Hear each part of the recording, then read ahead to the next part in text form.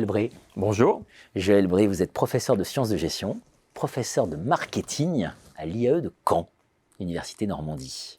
Absolument. Vous êtes un des grands spécialistes français de la question du marketing des enfants et des adolescents. Voilà. Donc, ça fait quelques décennies que vous travaillez.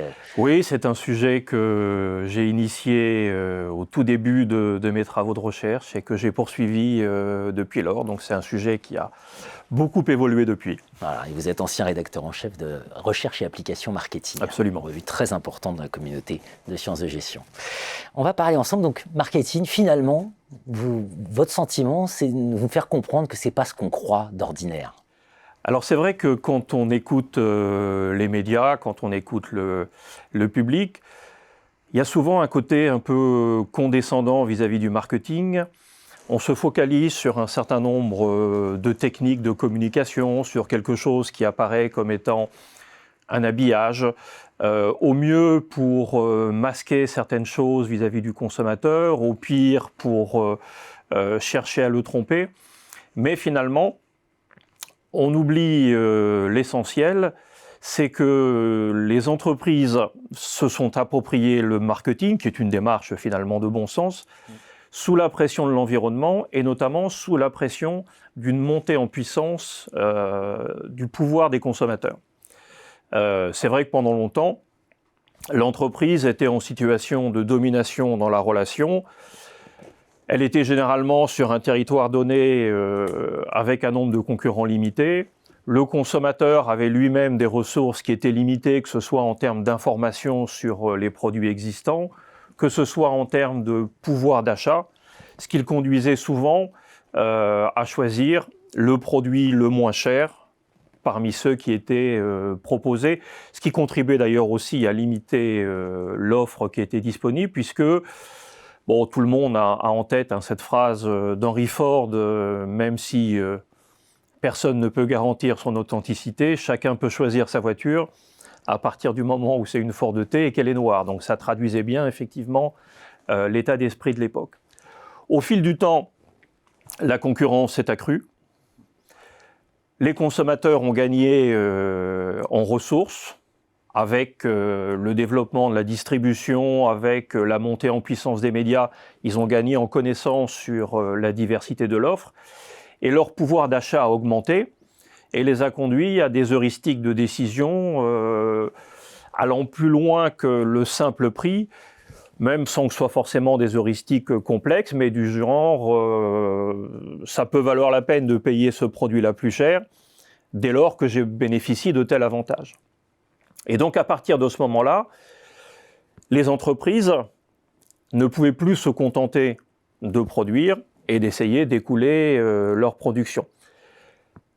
Pour faire face à la concurrence, elles ont été amenées dans un premier temps à essayer de comprendre finalement ce qu'étaient les attentes des consommateurs, à concevoir une offre la plus en adéquation possible avec cette attente, et puis à communiquer pour que le consommateur, finalement, prenne conscience de cette adéquation. On est donc dans une relation qui est une relation finalement contractuelle. On a deux acteurs. Chacun possède quelque chose que l'autre désire. L'entreprise, elle a besoin de faire du chiffre d'affaires, c'est ce qui va lui permettre de rémunérer ses actionnaires, ce qui va lui permettre d'investir, de rémunérer ses salariés. Le consommateur, lui, il a un besoin et il recherche de la satisfaction qui va lui permettre de réduire cet état de tension que représente le besoin. Et donc, il va y avoir un deal entre les deux partenaires.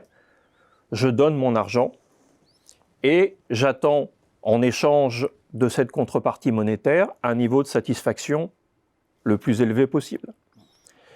Si le consommateur a le sentiment qu'il a eu effectivement cette contrepartie, il va continuer à acheter le produit, la marque et à pérenniser la relation avec le fournisseur. Si au contraire il a un sentiment de déception, il n'aura strictement aucun état d'âme à aller regarder vers une marque concurrente, voire à rester en retrait à un certain moment, à devenir un non-consommateur relatif, s'il estime qu'aucune offre n'est en mesure de lui apporter ce qu'il est en mesure d'attendre. Donc, on est vraiment dans une relation contractuelle. Et je dirais que les choses évoluent dans un sens qui est un sens où le pouvoir du consommateur ne cesse d'augmenter, puisqu'aujourd'hui, on voit que avec le développement des réseaux sociaux, avec le développement des blogs, on a des échanges entre consommateurs.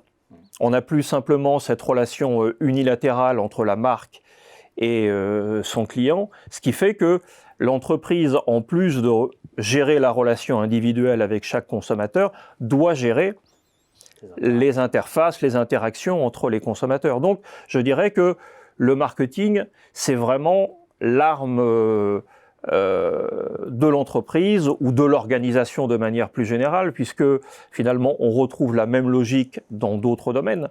Dans le domaine électoral, j'ai un candidat qui veut être élu, j'ai un électeur qui veut que les textes votés aillent dans le sens de la défense de ses intérêts. Chacun va valoriser ce qu'il possède pour obtenir ce qu'il désire.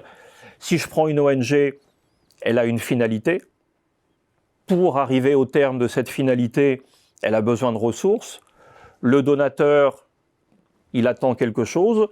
Eh bien, il va peut-être donner à une association de défense de l'environnement pour que ses enfants bénéficient d'un monde aussi agréable que celui dans lequel il vit. Il va peut-être donner à une association qui favorise la recherche contre telle ou telle maladie pour que demain, si lui ou un de ses proches tombe malade, il puisse contribuer à les sauver. Donc, on est toujours dans cette relation, je dirais, donnant-donnant.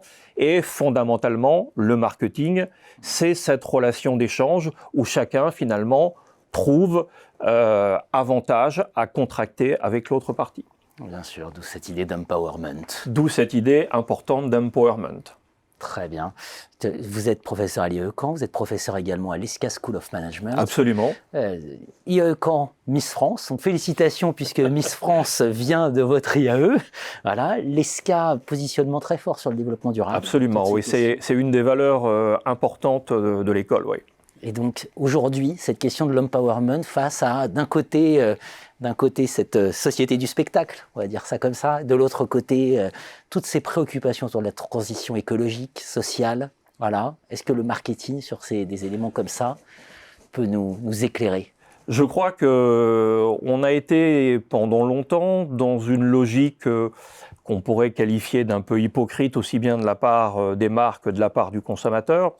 Les marques ou les entreprises qui les géraient avaient toutes une charte de solidarité, souvent de 100 ou 200 pages.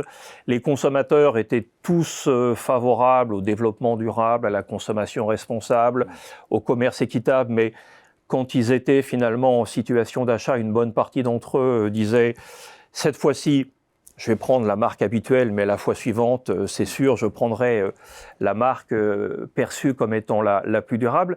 Mais on voit que année après année, les choses évoluent, que les consommateurs de plus en plus mettent leur comportement en adéquation avec leurs attitudes et finalement exercent à ce niveau-là une pression très forte sur les entreprises.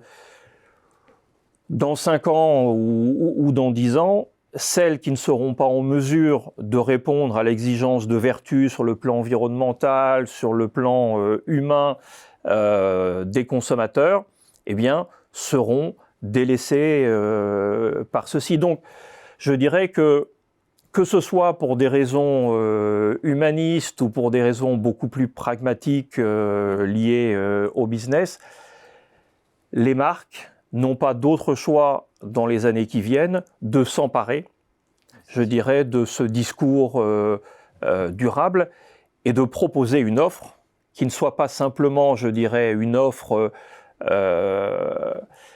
qui soit habillée en termes durables, mais une offre qui réponde véritablement à des valeurs auxquelles les consommateurs sont aujourd'hui extrêmement sensibles. Donc on retrouve à travers cette dimension durable l'importance de ce pouvoir que le consommateur a pris de plus en plus dans la manière dont il va amener les entreprises à orienter leur offre et à valoriser cette offre.